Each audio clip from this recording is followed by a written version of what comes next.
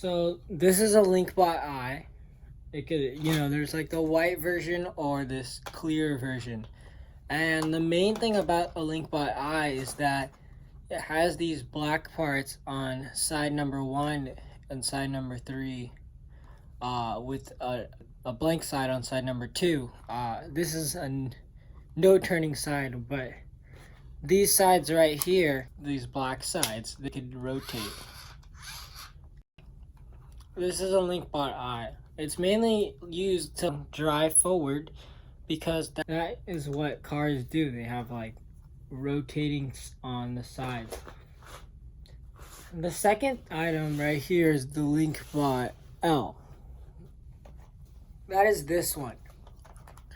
So it has it on side number 1 and side number 2, with side number 3 is the blank side. This one you would probably not use as a car because, well, this side 3 can't really turn that much. You see, it's stuck. But this bottom side can. What would you use a Linkbot L for? That's a good question, but what we're gonna do is we're gonna put it right like this, and then you can put like any object here. And let's say you attach this to another Linkbot.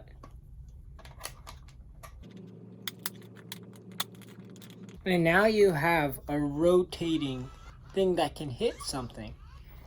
Or if you were to use it another way, you could actually put it at the bottom. Let me show you what that looks like. If you were to arrange it like this, then you could have it hit stuff like this. Or even just like this, Okay. So that's what a Linkbot eye and a Linkbot L are, and the differences. So the eye is like the black thing shaped like an eye, and then the L has the black thing shaped like an L. These are the snap connectors. Other people call them the bridge connectors. So there's some blue ones, some orange ones, and these are what connects every piece, like Legos and Linkbots. So every single piece has these holes, and as you can see, it's like 4 squares like this. And this thing right here has 4 little notches. So how this works is you insert it into this hole like that. You just kind of push it in like this, and then right here you see how it notches up. You just gotta go push it in, and then you have to push up, and then it's in. I'll do that from the back side. So I push it in, and then I pushed it up. If it was facing the other way or any other way, you would push it like down, left, right. See, if it's facing this way, you can push it left. But if you want to stay consistent, you just always push it up. I'll show you what pushing it down, or actually I'll show you what pushing it right looks like. You go like this, and then you push it right. You can insert it the same way. Now there's these boxes which have like 5 places to insert in. Some of them are closed boxes, so they actually have 6. And when you have like these boxes, you could do some nice stuff like attaching the Linkbots to the side of the boxes. So to undo this, all you gotta do is like push the opposite direction. So here I'm gonna push like left on this side. So like this way. Or now down. So if I were to put it like this and like this, I can have a little Linkbot car train thingy. I'm gonna show you what that looks like right now. Because these Linkbots also have these 4 squares as well. I'll use the last one, and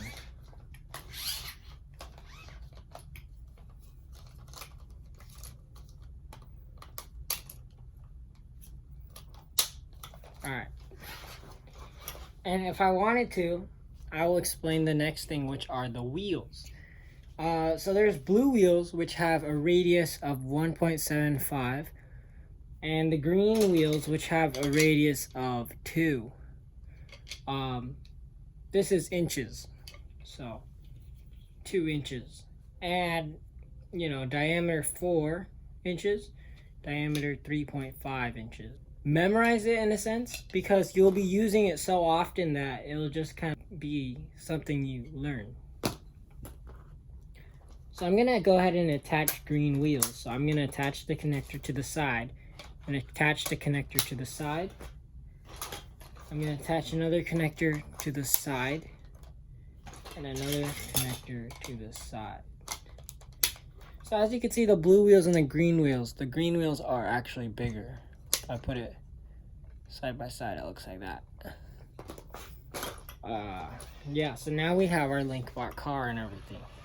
So the next thing is the caster. The caster kind of helps it keep balance. So let me show you a traditional car Linkbot and what that looks like. This is the most commonly used Linkbot application because it can just move around and do everything. If it did not have this caster, the Linkbot would fall over. So I'll show you what it's like without the caster. So what I just did was I turned this one on. I'll explain that turning on later. Okay.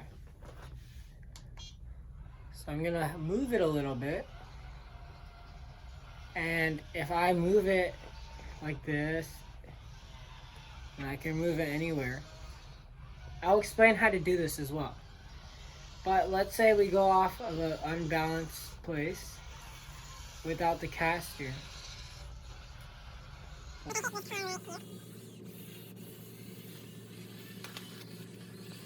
The main thing is I'm trying to drive it straight, but you see how it's going a little bit to the left or right? Like, okay, right now I'm gonna drive it completely straightly backwards. And yeah, but if you just saw that flip just now, I'll try to show you again. So I'm gonna drive it completely straight. Or yeah, this way. But it's going a little right. That's because that can happen for like many reasons, but one of the reasons is the caster. But you see how it's going like this sometimes, right? Well, what this caster does when you attach it is it kind of keeps it sturdy, so that when you pull it back, this metal ball kind of weights it down and supports it like an anchor. So if I try driving now, I notice that I'm going a lot more straight, and also when I try to move back, it won't make those weird movements. All right.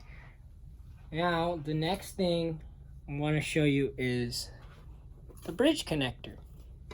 When you connect multiple Linkbots like this together, you can use it to kind of like connect them. I'll actually go over this piece more in depth later, but the main thing you need to know right now is that it has 2 places that you can connect things, and it's pretty long, like this long. So you could connect across from here to there. Yeah, but I'll show you like exactly how to use it. But for now, just know that it's long and it can connect 2 things. The next thing I want to show you is these claws. Some people call them grippers. So for these claws, this is how you put them on. You put them on the inside, the orange, the snap connectors. Then you push down and then connect it just normally. And you want to make sure the claws are facing each other like this. So, see this, someone put this one on wrong. You don't want to put it on in the like the inside.